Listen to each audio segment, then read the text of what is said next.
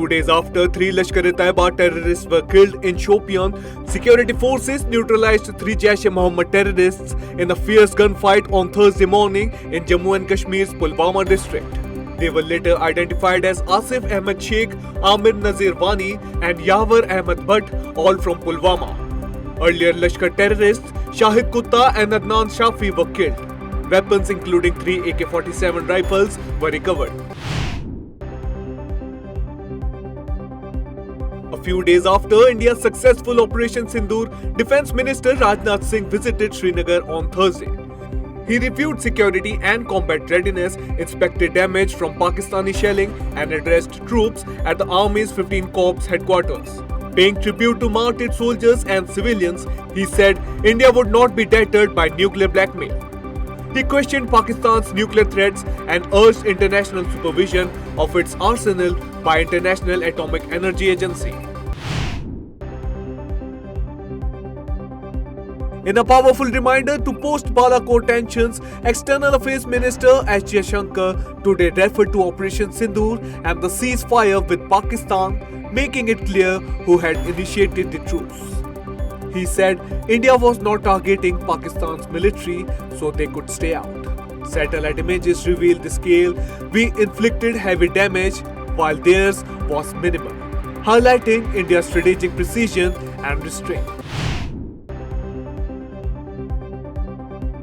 Following Turkey's recent support to Pakistan amid rising tensions with India, several leading Indian universities have suspended ties with Turkish institutions. Jawaharlal Nehru University paused its MOU with Turkey's İnönü University, citing national security. Jamia Millia Islamia ended all links with Turkish educational bodies, showing solidarity with India. Delhi University is reviewing its partnership. Meanwhile, trade and travel between India and Turkey face strain as citizens boycott Turkish products and cancel trips. Amid rising tensions with Pakistan, Congress MP Shashi Tharoor has received praise from his rivals but criticism from his own party after commending Operation Sindoor and the central government. Known for defending India's position internationally, Tharoor stated that India would never allow third-party mediation, a view that Congress party distanced itself from. Leaders Jairam Ramesh and Pawan Kheda describe it as his personal opinion. While the party supported the government's response to the Pahalgam attack, it questioned the US role in the ceasefire. The BJP praises Tharoor, but the Congress cautioned against making statements independently. Weeks after India suspended the 1960 Indus Water Treaty, Pakistan has now signaled a willingness to discuss New Delhi's long-standing concern. According to the sources, Pakistan's Water Resources Secretary Syed Ali Murtaza responded to India's formal notification of the treaty's suspension. In a letter to his Indian counterpart Debashri Mukherjee, Murtaza expressed readiness to address India's specific objections but questioned the legal basis of India's action, citing the treaty's lack of an exit clause. Despite this, India remains firm, with Jal Shakti officials declining to comment, while sources confirm there is no change in India's position. After the historic win in the Operation Sindoor, BJP workers in Srinagar held a powerful Tiranga Yatra from Sher-e-Kashmir Park to Lal Chowk on Thursday. The march symbolized unwavering national pride and unity, showcasing their dedication to the nation's integrity amid challenging times.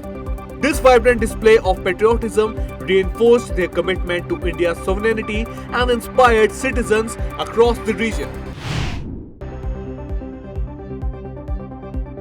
Weeks after Apple CEO Tim Cook said most of US-sold iPhones would soon be made in India, US President Donald Trump publicly urged Cook not to expand manufacturing in India, stating India can take care of themselves. At a Doha business event, Trump criticized Apple's India's plans, calling India a high-tariff nation. This comes amid Apple's strategic pivot from China to India, with $22 billion worth of iPhones assembled in India last year, up to 60%. India remains a key global manufacturing hub despite Trump's remarks. Earlier this year, Donald Trump sparked controversy by suggesting that he could own Gaza, On Thursday, during a visit to Qatar, the US president reignited the debate by expressing his desire for America to take Gaza and turn it into freedom zone.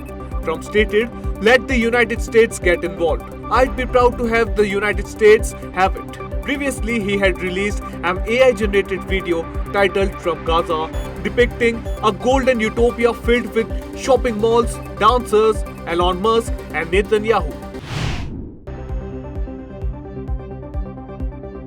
After granting visa-free travel to most Europeans and key Asian neighbors last year, China will now extend the policy to nationals of Brazil, Argentina, Chile, and Peru from June 1 for 1 year, Chinese Foreign Ministry spokesperson Lin Jian announced on Thursday. The move follows a major China-Latin America forum where President Xi pledged $9 billion in credit and investments.